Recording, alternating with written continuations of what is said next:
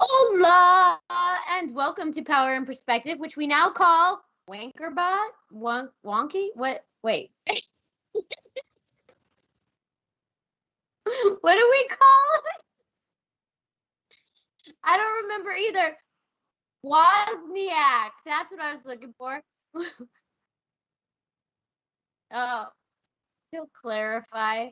Welcome to Power and Perspective. I'm April. This is Erin, and we reframe conversations with empathy and humor. And today we have Emma on. Nope, she's this way. Hello. Today we have Emma on. Yes, thank you. Welcome, Emma. Thank you for joining us. Thank you for having me. Yes, I'm so excited about today because we're can't good. hear Erin. I I'm so excited. I'm so excited about today because it makes Erin so uncomfortable, and usually I have no idea what we're talking about, so I feel good about this. Feel good. So we're talking about the divine feminine in a masculine world, Pummel the Patriarchy. That was just to get you to click. I don't know if I have. So Emma, Erin and I are going to share our perspective on the issue, and then we're going to go to you for your expert perspective. I don't even know how to share my perspective on this. I think that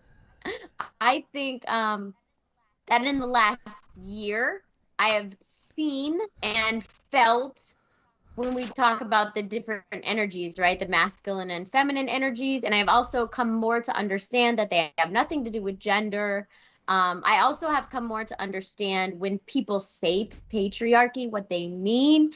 Because as Erin, I'm sure, will explain to you. I feel like, oh my gosh, I feel like one of those lawyers that I'm going to tell you exactly what my opposition is going to say before they say it. Because that makes me more powerful. I'll take it away from you. Okay, it's fine.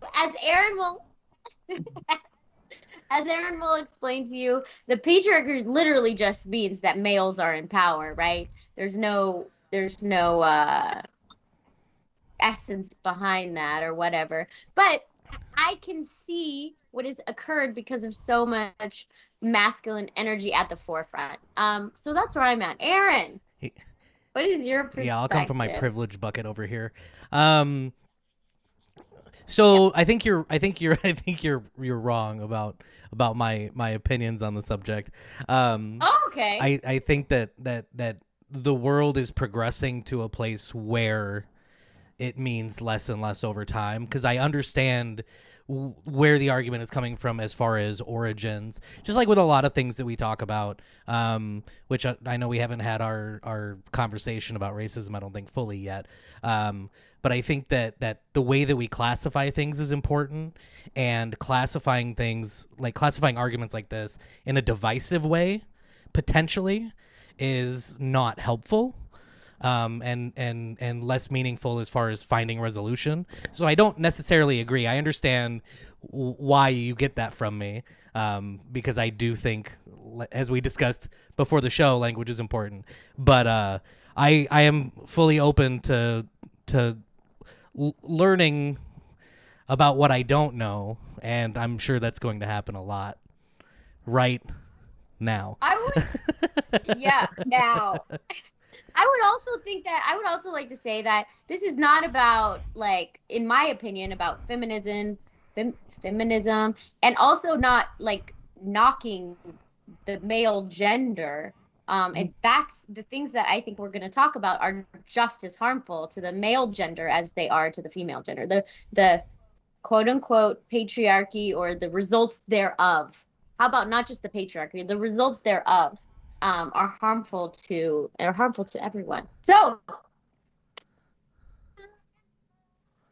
Emma, Well, what is your perspective? well, April, I share actually one very similar to you, and you did kind of hit it on with like the patriarchy. It isn't necessarily about the sex itself. When I talk about divine feminine, I'm talking about the energy.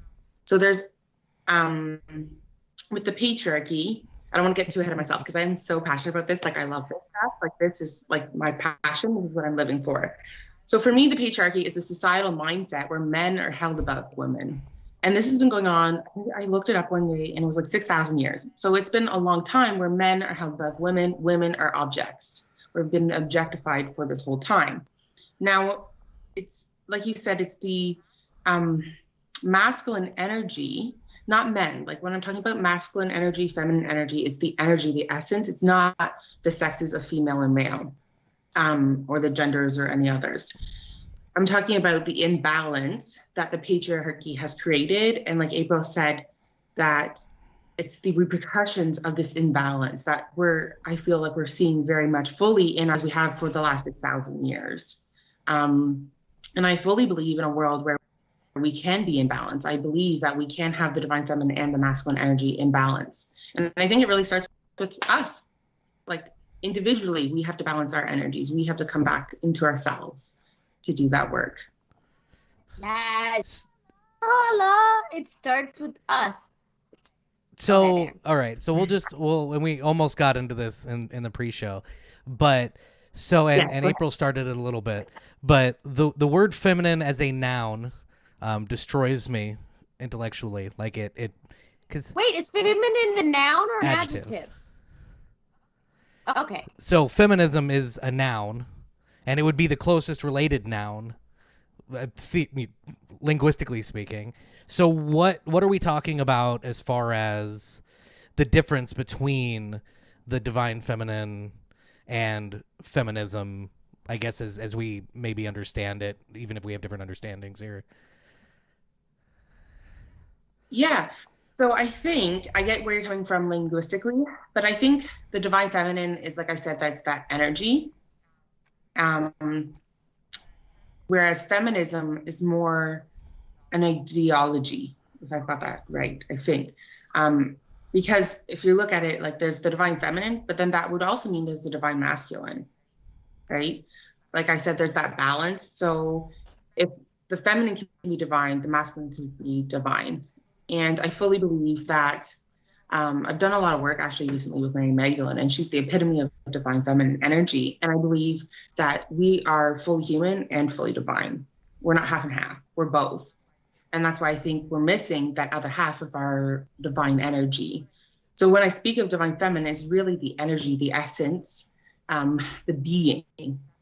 That's why it is more of an adjective. It's not, in that context, it might be a noun, but it's really not a noun in the use of the term. The energy would be the noun then. Like it's defining the energy. Okay. Yeah. Okay. Yeah. But the energy, like we don't say divine feminine energy because it's like an essence for me. Anyway. So go ahead.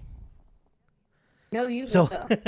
when you say no, divine, it brings to mind things, ideas like worship, and things of that nature, and maybe supernatural things. What makes that different to have a discussion about the divine feminine versus feminine energy, if that question makes sense? I'm still trying to kind of parse things here. So why add the divine part? Is that what you're asking? Like what's the difference? Yeah, that's a great one because, like I said, obviously this is all going to be my perspective. So divine, as I just mentioned, we're fully human, fully divine. So I feel like in our humanity, we've let go of our souls, and bringing our souls back in makes us divine. So you could just say feminine, but then I don't feel like that's our full essence. Just like you, I could say masculine energy, but I don't feel like that's our full essence. That's like the human side. When I throw a divine in there, it makes us reconnected to our souls and brings that energy back in. And I'm talking in a general sense of source energy, universal energy. Like if you really want to break it down, science, everything is energy, right? Like if we really go down that road, everything is energy. So we're energy, our beings are energy. We have souls within our bodies that keep us going. And that's the part of us that's divine. And then the feminine is just the being, the essence of who we are now. Love that. Also, have you so sometimes when I'm talking to people and the feminine and the masculine kind of like ruffles their feathers, again, because of the meaning we put to the words, right? Yeah, Sometimes exactly. I say, okay, I say yin energy and yang energy.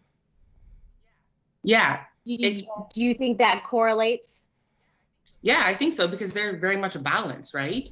I think they Yeah. are. So, okay, so let me maybe describe deeper in like the feminine and masculine energies and what those would be essences for me. So the feminine energy, divine feminine energy it's like an easy, flowing, intuitive, community-based, really deeply in with the loving energy. I made a couple notes just to make sure. Yeah, it's like very in our pleasure, very forgiving. It's like that very light-hearted energy. And the masculine energy is more action-based. It's more like the protector, the supportive. And then that's when again, we can embody those two sides in ourselves. So just because I identify as a woman and I'm a woman and I really relate with the divine feminine energy, the goddess energy, doesn't mean I don't incorporate some of the masculine energy in my day to day, or I would never get anything done because I would just be flowing everywhere. I need that aligned action energy to really get things done, like preparing for our podcast. Like I had to prepare for this, I have to prepare to go to work. I would never show up on work on time if I didn't have that aligned action masculine energy with me. Yeah. Yeah. And that both is so important. I'll save the patriarchy for later so we can ask some questions of Yeah. the audience. So she's asking, Katie's asking, is it like the soul or your spirit? Do you think those things relate? The energy that we feel, is that related to your soul or spirit? Yes. Like I want to make sure I'm understanding the question. So she's saying like the words are interchangeable, So or is the when we were talking about like divine, I think we're back to the divine part, like the divine feminine and divine. Would you say that is like when you're talking about the divine feminine in me, is that in my soul or my spirit?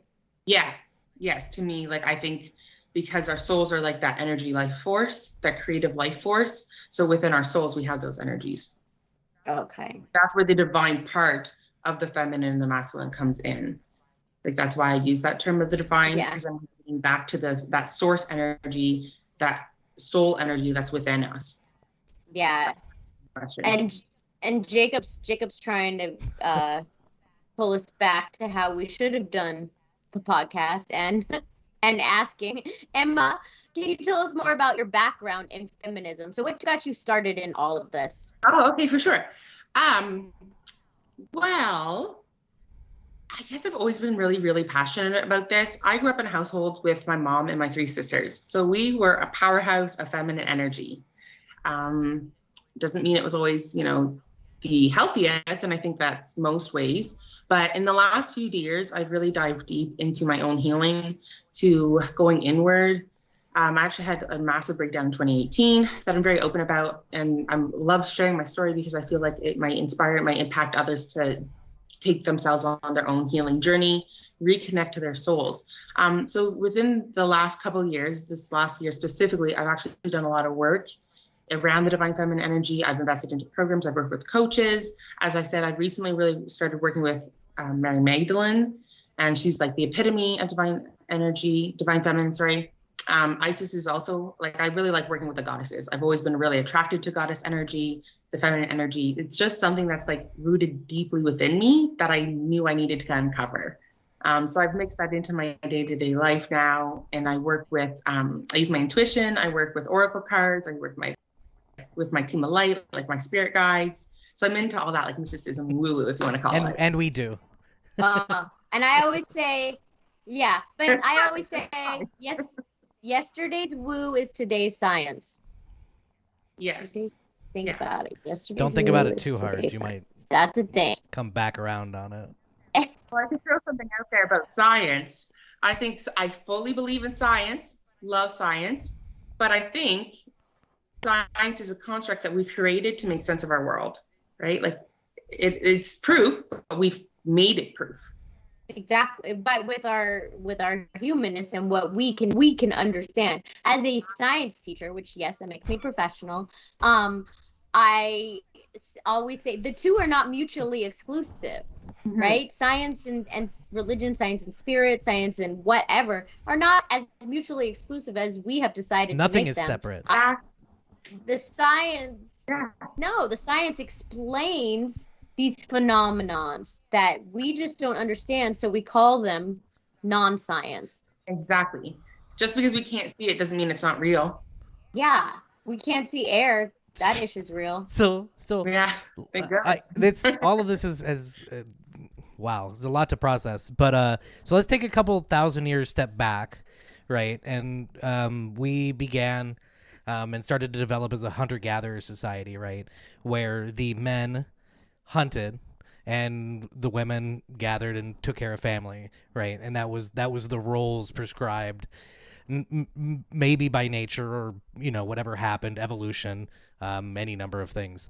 Has that kind of defined, like the beginning of that has obviously defined the way that society has developed, but is that where is it kind of set up this conversation that we're having now, where the things that we define as feminine were defined thousands of years ago before we even decided to have language? Well, in that respect, I think actually back then they would have been far more in tune with themselves, with energy, with Mother Earth, with the cycles, with nature, that those roles came onto themselves because of themselves. Like, I'm not saying a pregnant woman couldn't go out and hunt, but would she really have back then? No, she would have stayed home, taken care of the children, gathered. She would have done those things that she could be with the children.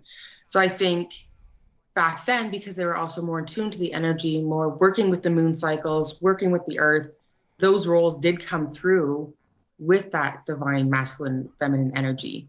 I'm not sure where or when the patriarchy really took over and it really became that unbalanced set. Like when I realized it was 6,000 years ago, I was like, oh, okay, well then I want to dive deeper into that. Like I haven't figured that out yet, and maybe I never will.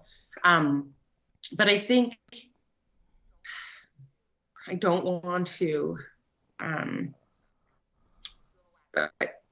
go at religion. This is not at all that. But I think a lot of contexts have been misconstrued. Like I grew up part in the church, like part Christian church, and I just felt like the stories of the Bible were never accurate to me. But then, like I said, I started working with Mary Magdalene because I realized just this year she has a gospel that was completely left out. And so just in that respect of the fact that the Bible left out women's voices, like to me, that's one of the biggest things in the patriarchy. Again, I'm not hating on any religion. Like I believe everyone can believe whatever they want to believe. This is just my personal feelings.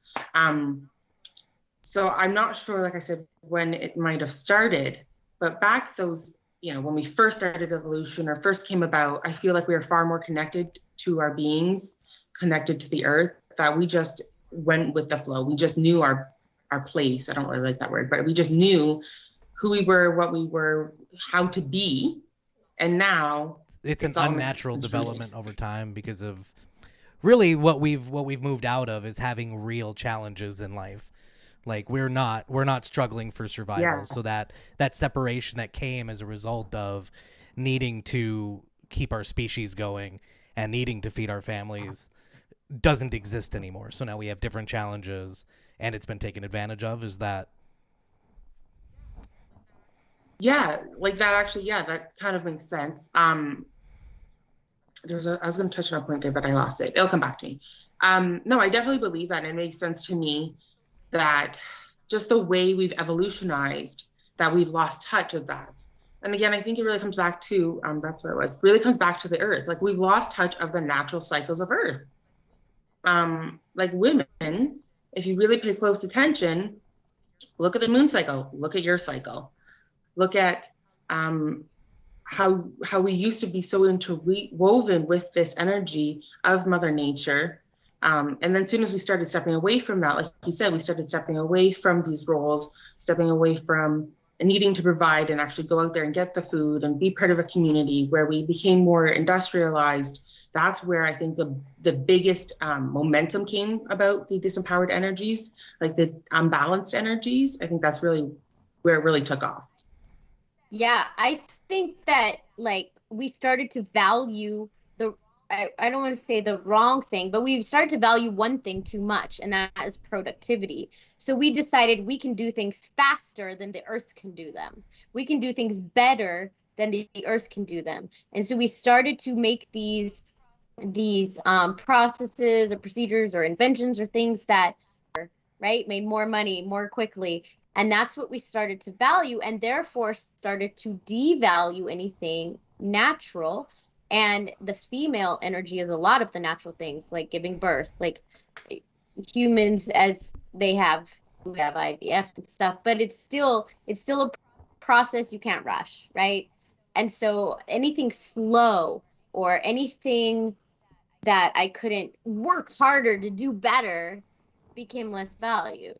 Aaron's face is saying he's confused, or he does not agree with me. Well, I'm processing.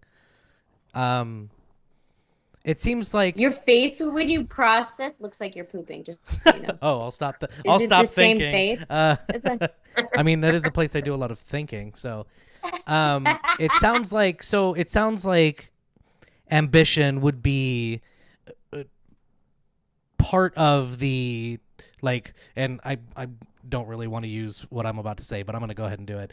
Like, as part as what we might see as toxic masculinity would be naked ambition.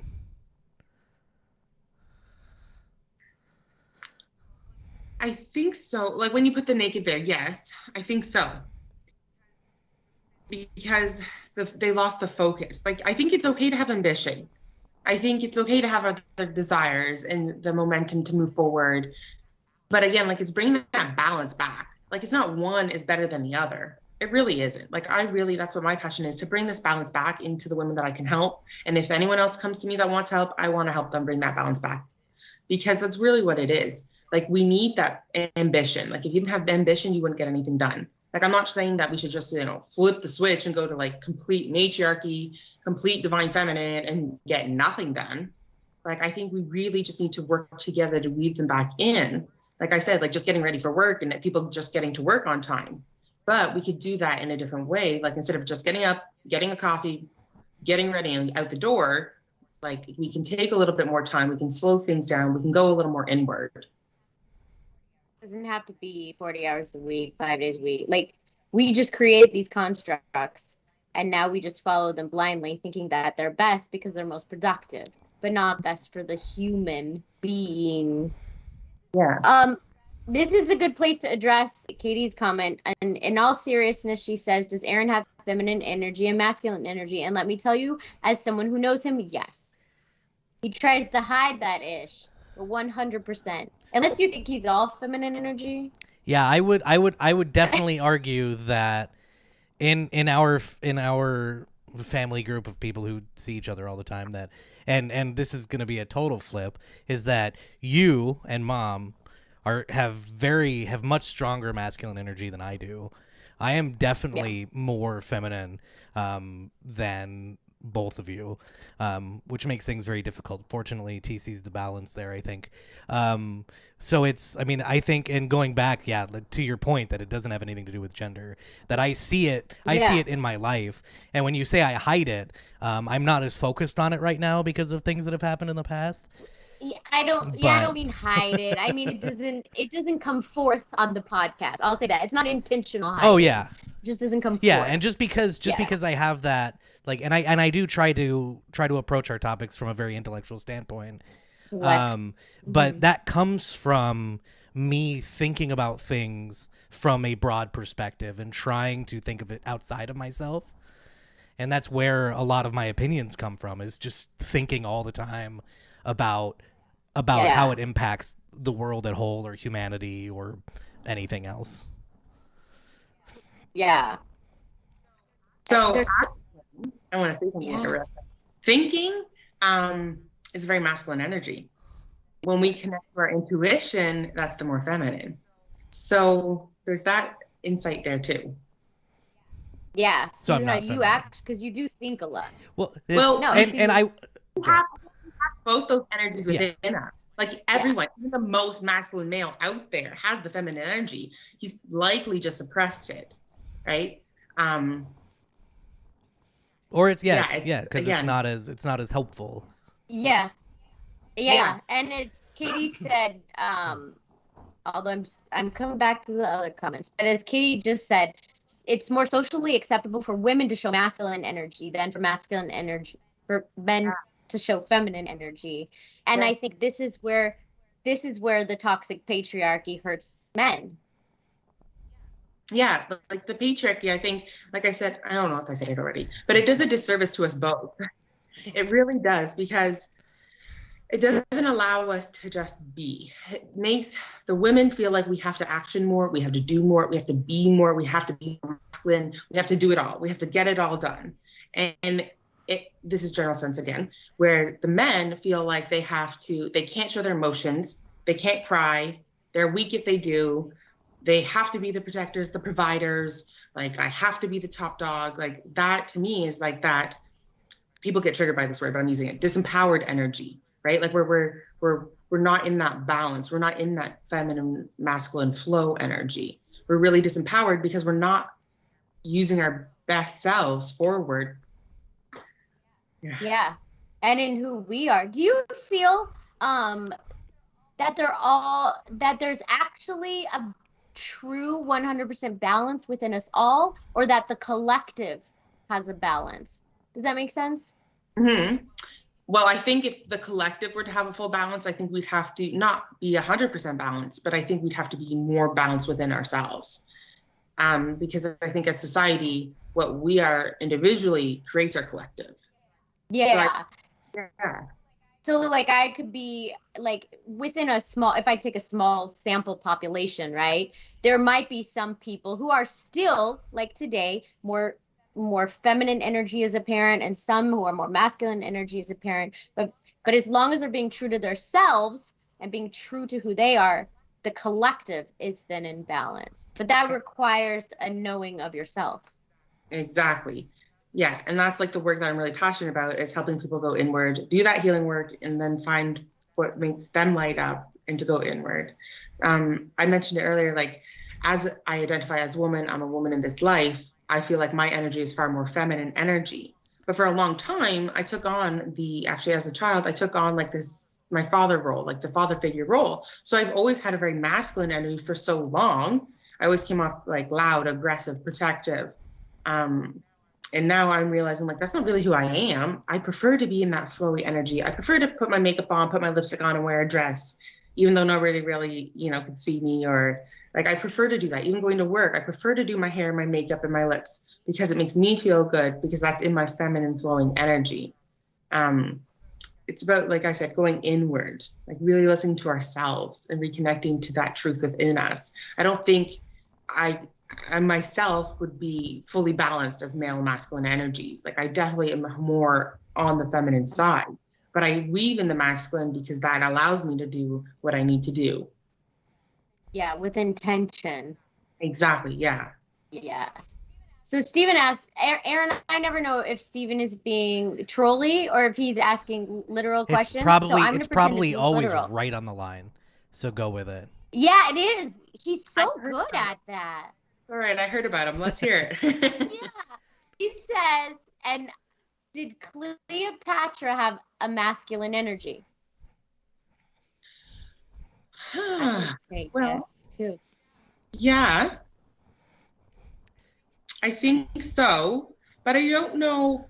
Like, I love Cleopatra, but it's horrible to say that I don't really know a lot of her rulings. Like, I love her, but I connected deeper to Isis, the goddess, and I think Cleopatra was kind of a resemblance to Isis. Um, I think she was in the masculine energy to rule, to be able to do the things she did, but I think she also did have a lot of her feminine energy because the feminine energy is also sensual, it's sexual, it's that intuitive side. And I feel like she was very connected to that. Like, I don't remember how many she had, but she had priests and priestesses all up and down the Nile in their own temples, like doing these woohoo witchy things, you know, these mystical things, working with the energies of the gods and the goddesses. So I think she might not have been full balanced, but like she definitely had the masculine energy to rule the way she did. I think she like is kind of a genius. Like I think she used her masculine energies to use her feminine energies. Like she was I hate to use the word manipulate, but manipulated both to succeed in power. Like I am going to not only use what I know masculinely works and to lead, but also, hey, I got a little something something in the trunk to like use that as well to lift myself up and Yeah. lead. Good. So just to flip that on its ass here, um, I think that my opinion would be more that that she used her feminine energy to promote herself in maybe a masculine system. And it might be Yeah. disingenuous to the extent that if you think about a very famous poisoner, Cleopatra was married for status, and Ed can probably help me out more here if he's here. He's the history guy. But I don't know, like that's a very interesting question that would probably stand for its own several hour long conversation I among people who are much better educated on the subject because yeah, it's right. very interesting. I Yeah. went to a thing at the Smith Center that was like women who lead, women in power of the past. And it actually turns out that a lot of those women only led in place of their male younger sons because the father dies, the son is not old enough, and so they're just basically a placeholder. So it really wasn't them leading. They were just a figure, right? Like this is who's leading, but they're not really leading. Yeah. So they were put in place because of the patriarchy. Because exactly. And so that it was this talk blew my mind because it led basically to that it was the patriarchy, I'll put it in quotes, was using them as a placeholder until the son got old enough, but they really were doing nothing, but they wanted to make sure that that leadership stayed in the family, and Mm. so they had to be used. They had no other choice. They had to be used. Yeah, Yeah. I think Stephen has a great question too that I want to know Emma's answer to. Do men also have a cycle that we don't see? Yeah. Yeah. I, I fully believe because we're all human beings and we all have that feminine masculine energy. I think men definitely do have a cycle still. They're just, again, because most women, until the last year, I was completely disconnected from my own cycle. So, and I actually have a cycle that tells me when it is, you know? So I think most men would definitely be disconnected from their cycles, and theirs would be more that energetic, like where they are energetically, where they feel. Like maybe start paying attention to how you feel around a full moon and a new moon. Like those are two great points to start. Like just start figuring out, okay, do I see a pattern of during the full moon, I feel really wired and out there, or do I feel really inward and reflective? Like that's how I started. You just track along. that's such a good point. I would like to do a study on this. Can you all do this for me and report back so I can We, write a paper?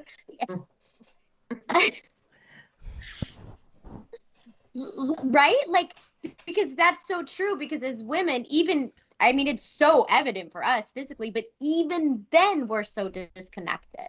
And so, Mm-hmm. especially when you're taking something, when you're suppressing those physical signs, then you're Mm-hmm. even like, even those, then you're absolutely disconnected, Yeah. right? And so, of course. men are disconnected, so they would never know. Yeah. I Yeah, my love cycle that. is 24 hours long on weekdays. It starts at 7 a.m. I find my masculine energy at 7 a.m. on a weekday and ends at about 4 a.m. And then I can transition after maybe some traffic.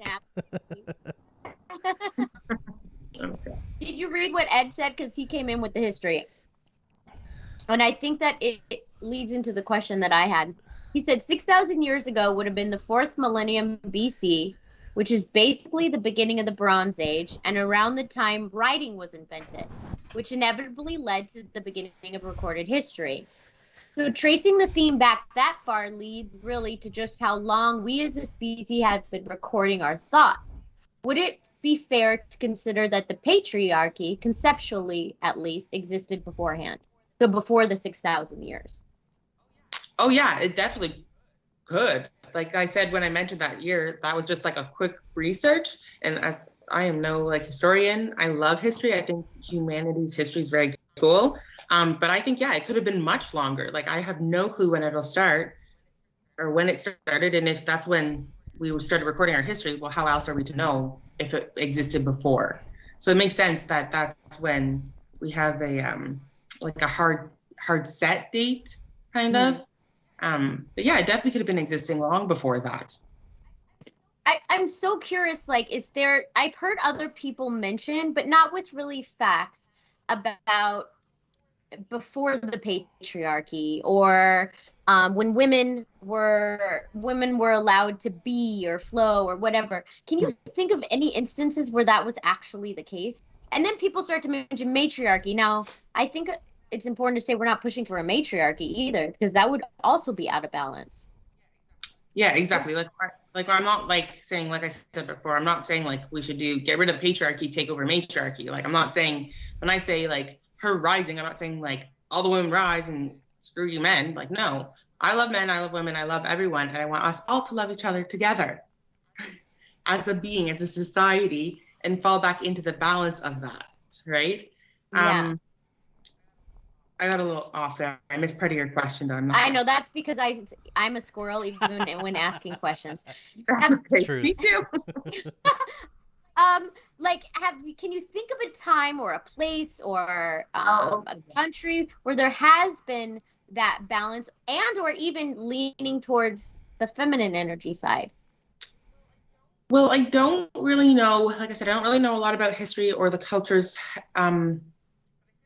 But I feel like anyone that was more connected to the earth, like really when it comes down to it, like, these are general terms, but like the Wiccan and pagan terms, like those ideologies, those like, I don't know if they're considered religious sects, but they are really connected to the earth. They're really connected to the moon cycles. So I feel like anything that's more connected to nature, because we are part nature, I think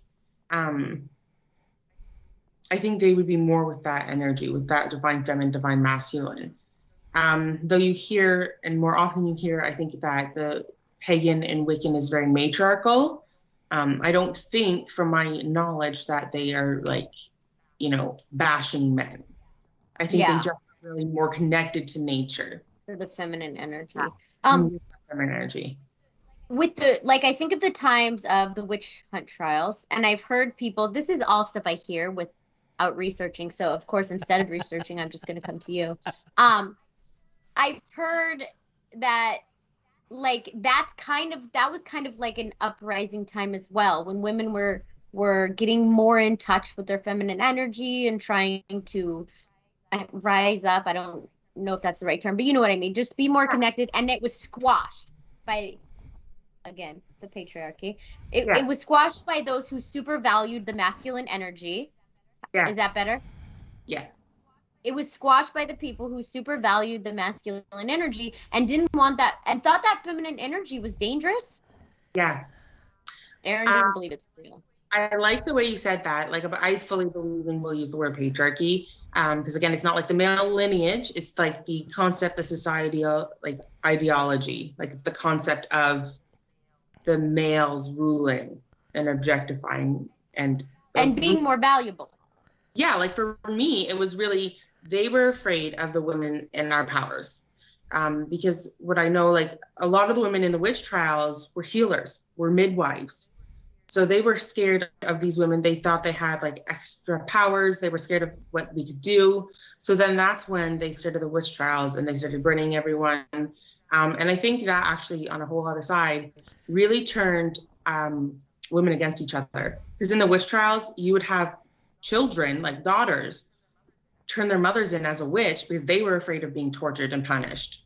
So I think that really started, or really maybe ignited, maybe it didn't start then, but it really ignited that idea of women can't even trust women. We can't support each other. Like it really started that battle just in between women. For me anyways, like that's where I really see it took off. Yeah. And really, if you think about it, why? So they probably said, "Oh, we don't believe in what you do. That's why we're so against it." But if I don't believe in what you do and that you have any power, why would I want to kill you? Aaron? Well, I think there's a lot there. I think there's a religious element. And I had a lot to say, but slowly as I thought about it, I came back around to it's basically the same argument, because even if we talk about the structure of organized religion, that it comes back to the patriarchal argument. So it kind of squashes itself. Yeah, that's it. Yeah, I think the religion piece too, it makes it so much more obvious and evident because they are unashamedly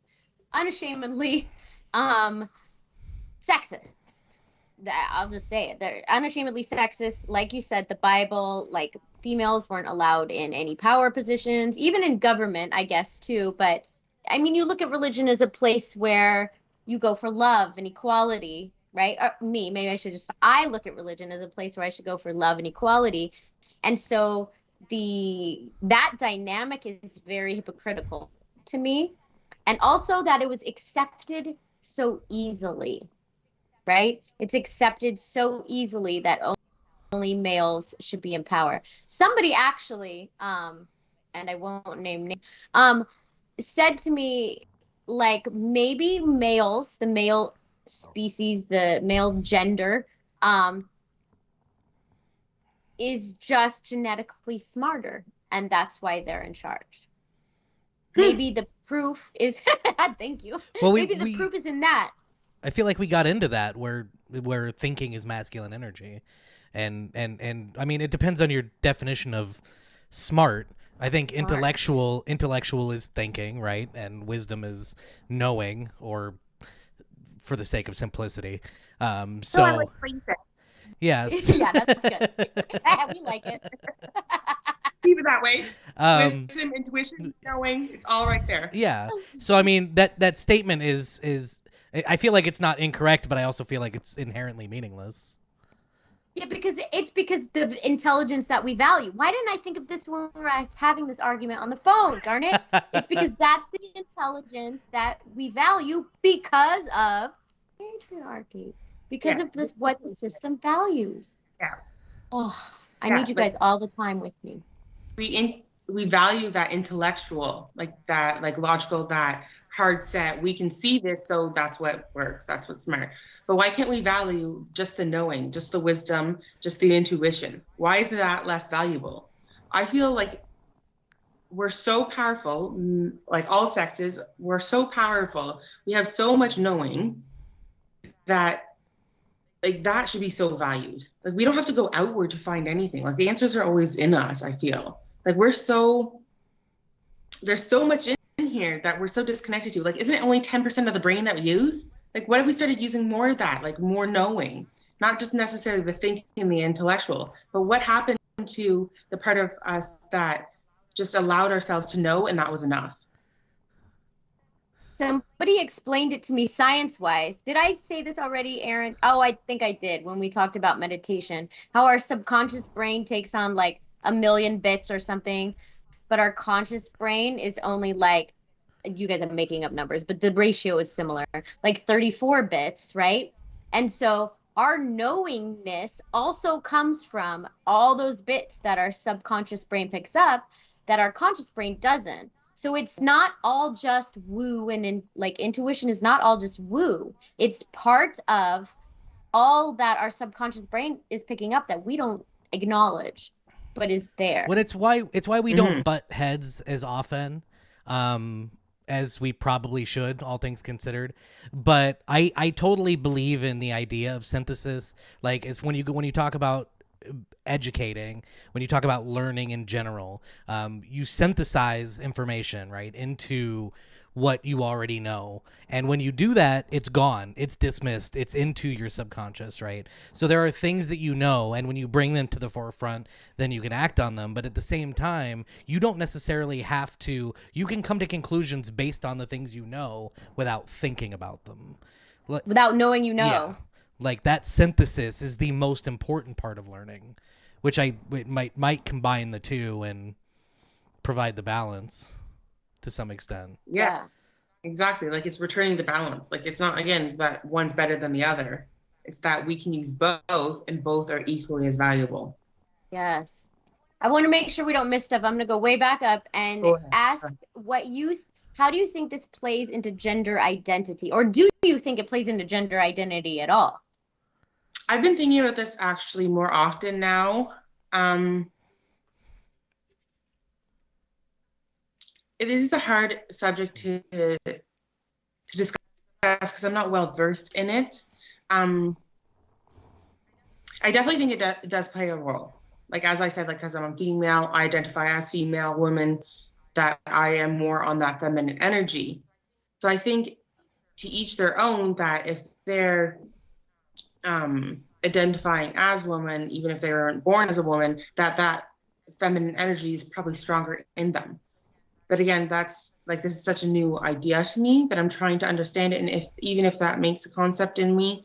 But I think it does play a role because they're still human and they still have both of those energies in them.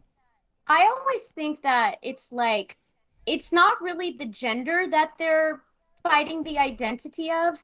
It's placed on those genders. It's the expectations that we have placed on those words, the word male and the word female. We say, you're supposed to be like this, you're supposed to be like this. And you're like, oh, well, I'm not like this. So I must be over there like this.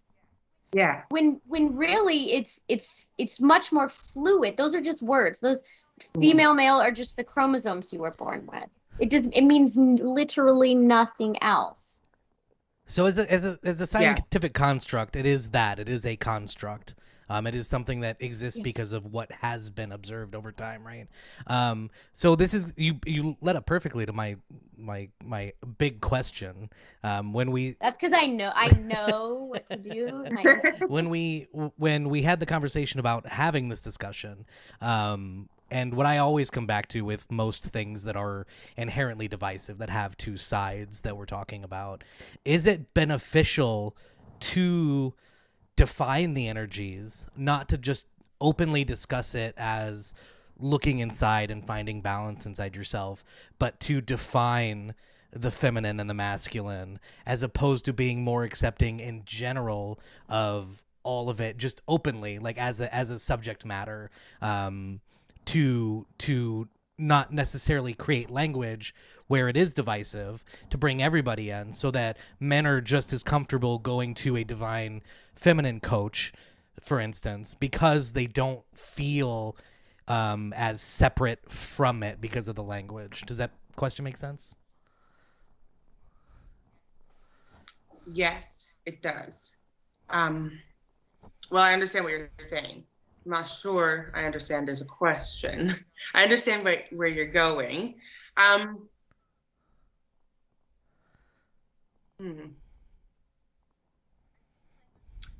think language is extremely powerful, but it is how we communicate. So I think defining the words and using the words is good, because it does give that structure of where you are currently and where you can lean more towards.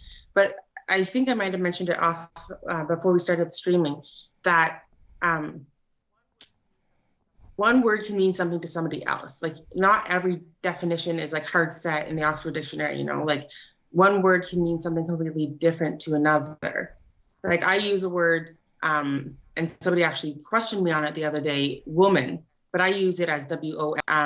Not because I'm separating it, not because I'm trying to exclude those who don't have an actual physical womb, but I was trying to create that, and I feel like I'm creating that division of we're separate. Like I'm trying to pull us apart from that masculine energy, that male energy. Like we are not part of man. Like we're not an object of man. We're our own separate being. If that makes sense. Like, I don't know if I'm answering your question. I think what you're saying is important though, because it's again, it's a synthesis of the two. It's a balance of the very masculine. These are words and they are defined, but also there's a blending and there's a merging and there's a crossing, right? So also it can be in flow. But like you said, if you're born with most people, 99 point whatever percent of people are born either without a womb or with a womb, right? Like with an XX or an XY. So there are some hard definitions that we can look at, and the definitions and the explanations, like you said, this tends to be feminine energy, this tends to be masculine energy, helps people understand things. Yeah. And in the bigger picture, we can understand that it's not so linear. You know what I mean? It's not linear. Just the linear discussion helps us understand once we merge it together. So I teach addition, then I teach subtraction, right? Then I teach multiplication in parentheses, and then I can teach what to happen to when I put it all together. Yeah. So okay, so I guess here's I guess the question is that, does the language that we use, do you see men coming into divine feminine groups? Does the language that's used isolate and there's a word I'm looking for and it's pissing me off that I can't find it. Exclude's good enough. Exclude men from their perspective to be able to participate in that, to become whole. Because when I see things like this, we're talking about the patriarchy theoretically, is a system, and that the way that we defeat systems is as a humanity, right? As a people as a whole, and we don't want to alienate anyone, and language has a very strong tendency to alienate. Is there any thought about that in these groups to try to make it more inclusive and to make it less intimidating maybe to men who want to join these kinds of groups and participate in these studies to themselves and find more of the balance within? Yes, I can see that the language could intimidate them, but I think it's because that divine feminine, the wording and the energy is so obscured to them because of that patriarchal system or that mindset that they're not allowed to be soft. They can't feel their emotions. I can't be in my flow. But I fill my Instagram with like all the people that I want to have their energy around. So I follow one male coach, but he speaks to the divine feminine energy. And then I also see male coaches out there coaching men about going inward, about connecting to your energies.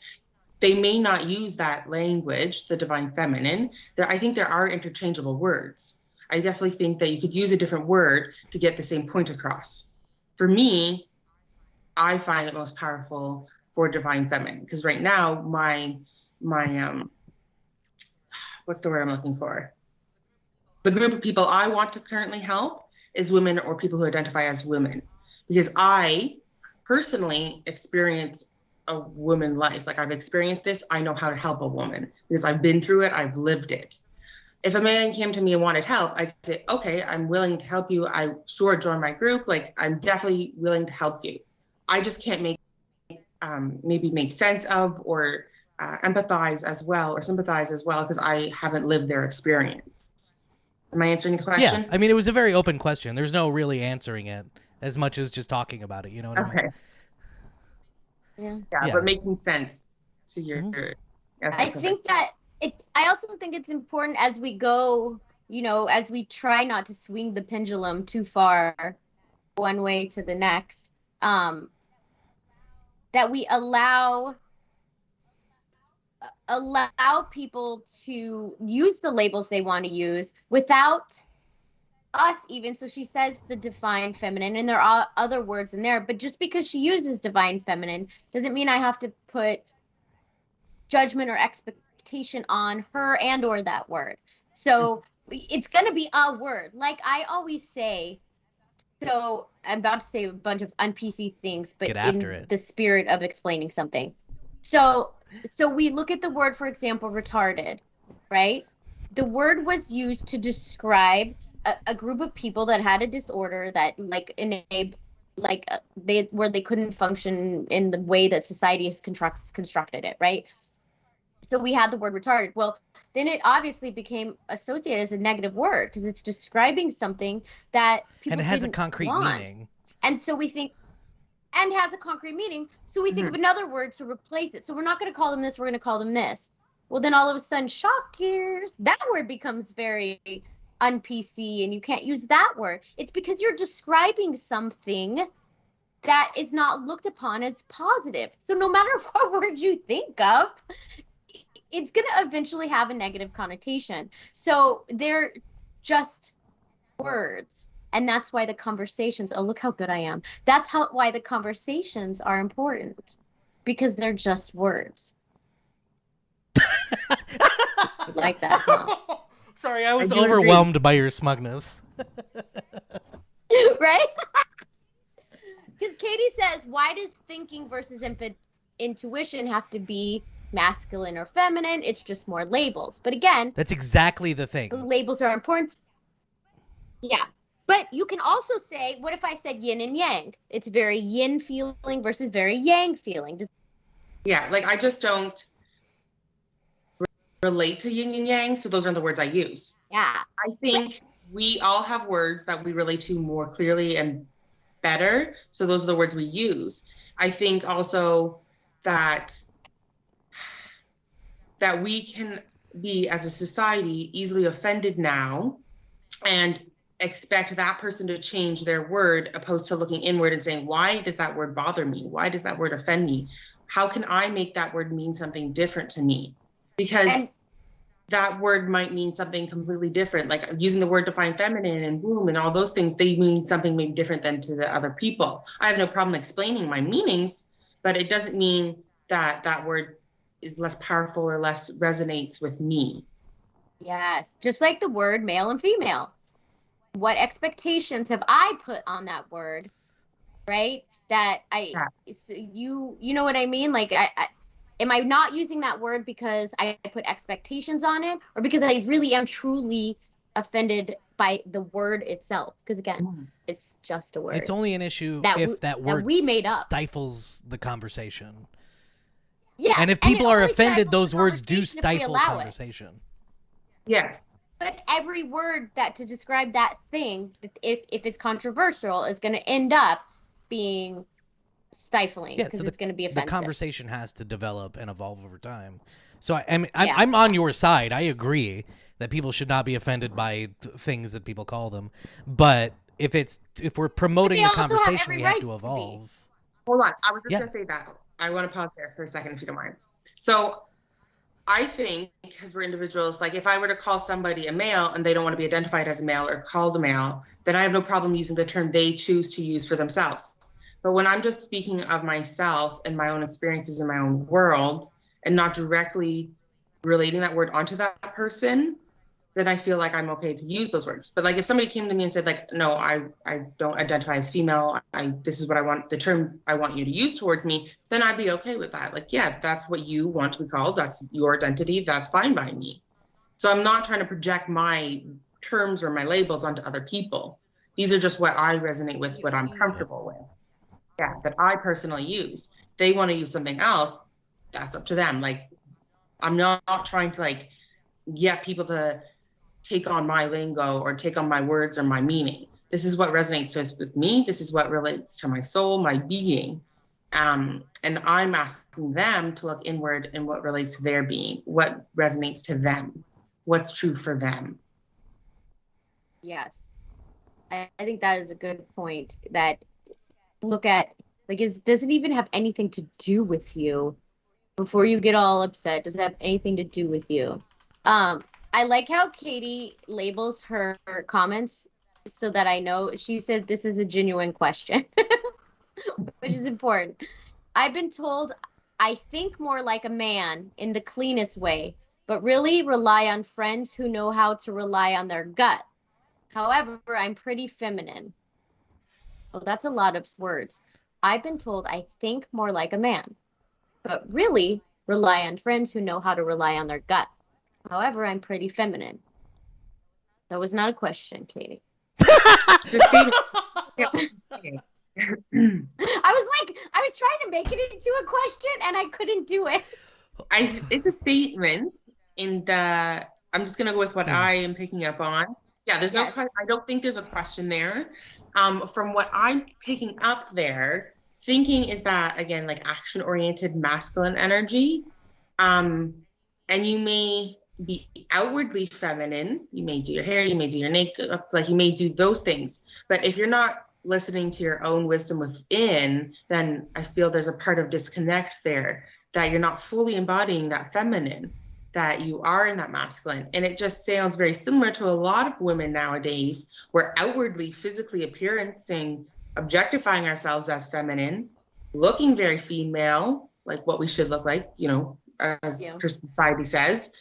And we're thinking very masculine because, again, like society is telling us we have to think very masculine to get the job done, but we're disconnected to that inner wisdom, that intuition, right? Yeah. So was Cleopatra a victim of patriarchal society then?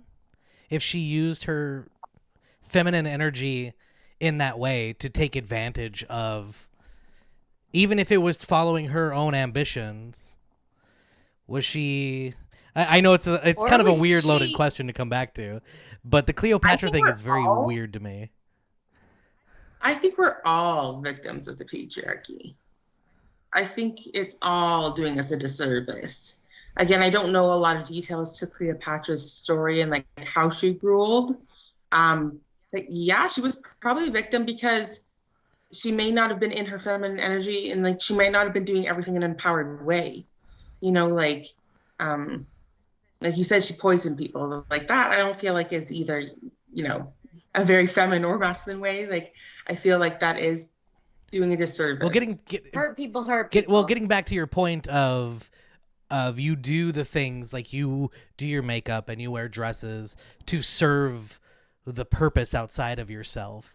Is that masculine energy the desire to embrace something feminine to fulfill your role within the expectations of society? Is there any feminine energy in that, like taking power in that way? Yes, but as I think you said it very well there, actually,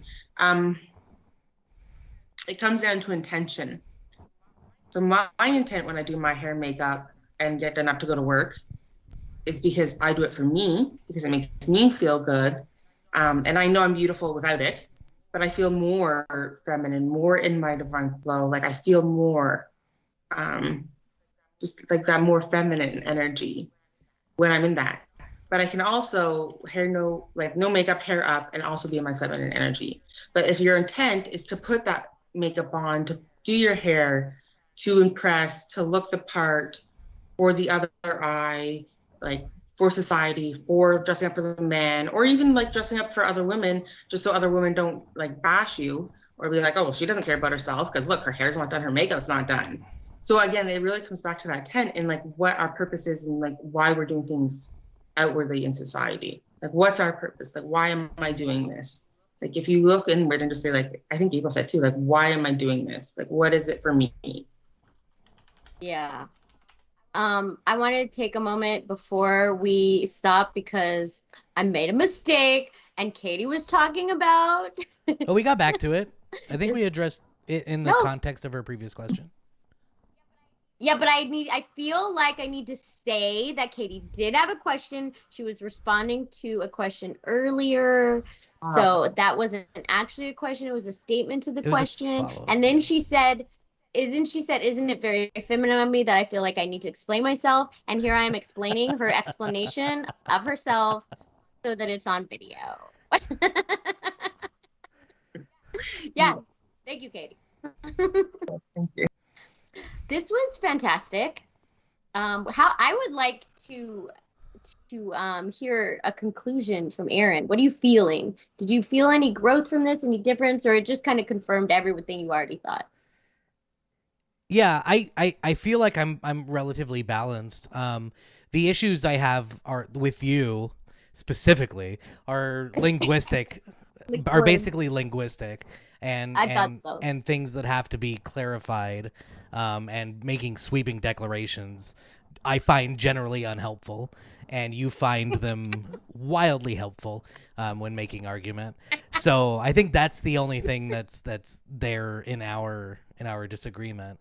But no, I mean I feel like I'm relatively balanced, and I actively call on each part of myself for specific roles in my life. Like when I'm at work, I don't focus on my empathy or anything like that. That's not useful to me at work. And then generally when I'm at home, I actually struggle to find those things that I do at work. I have to find that more productive, that more active energy that I do at work very easily.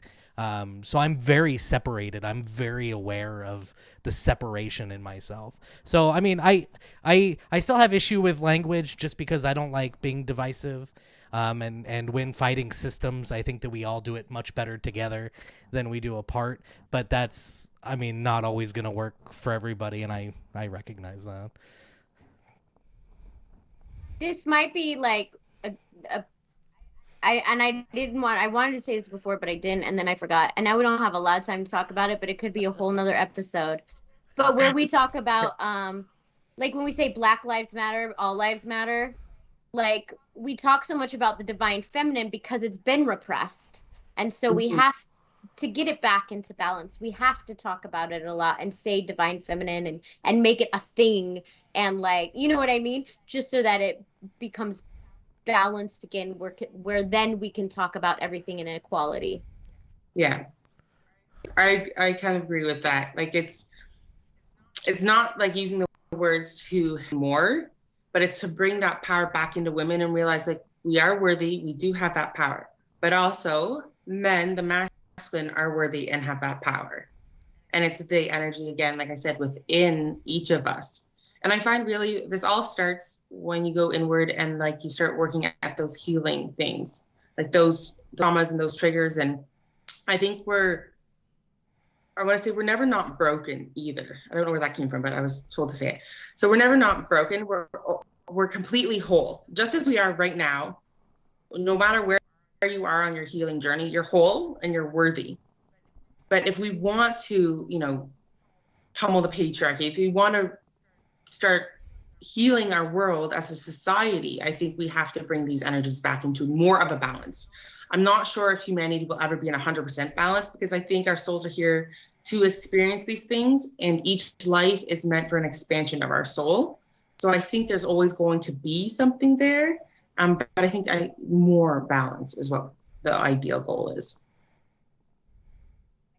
I agree.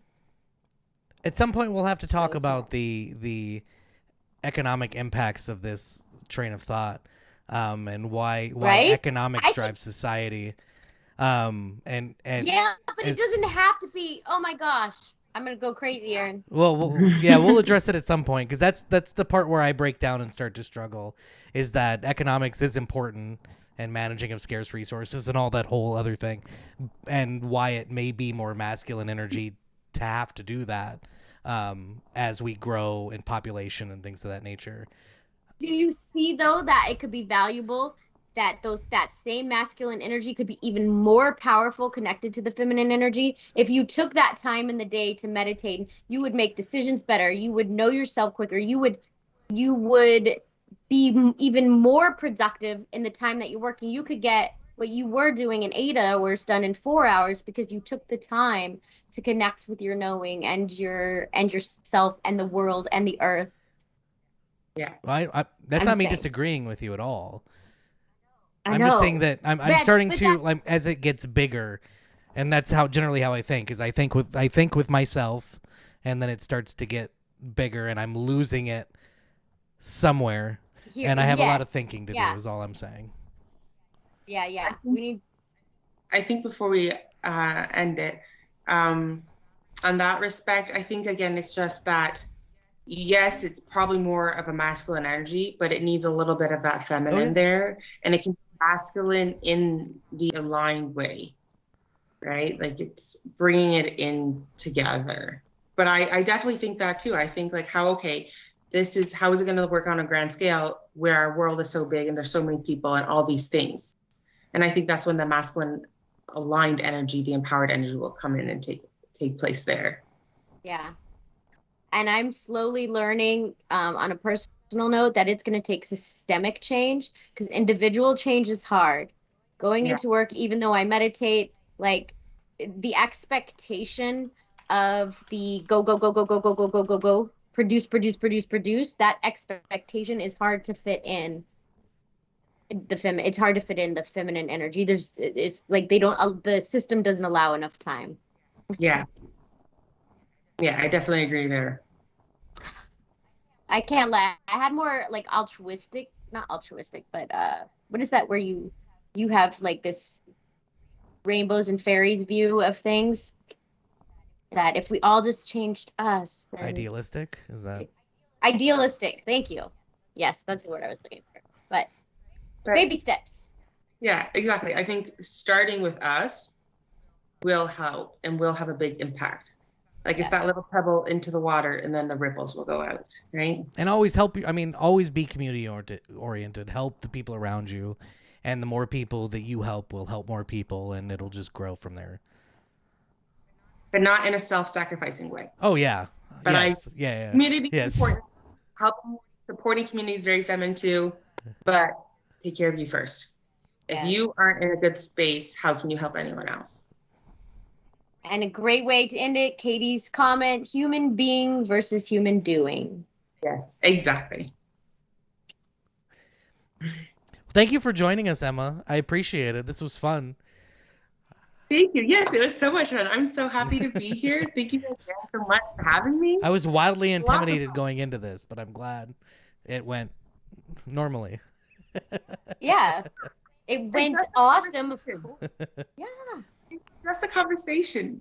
I loved it. It was wonderful. Thank you so much again for having me. Thank you. So what are we talking about next week, April? Next week, we are very specific to education, and we're talking to an administrator, because if you're ever in the teacher community, teachers do some hating on some administrating. I just made that up. It's a good one. We have a title. Hold on to that. Teachers do some hating. Okay, yeah, so there's lots of hating. So I wanted to bring an administration perspective, and I didn't want to just bring my perspective because you hear me talk enough. So we have another administrator coming on to share her perspective as well. That'll be good. Yeah, I feel like that'll be fun. Yeah. So please like, share, subscribe, do all the things below. Get this video out to your friends and family so that everybody can be better educated and have a better perspective when we talk about things like this, so that when they talk about, you get together at family gatherings to have these conversations that definitely won't be disruptive at all. And we'll be back with you next week for education administration. But until then, have meaningful conversations.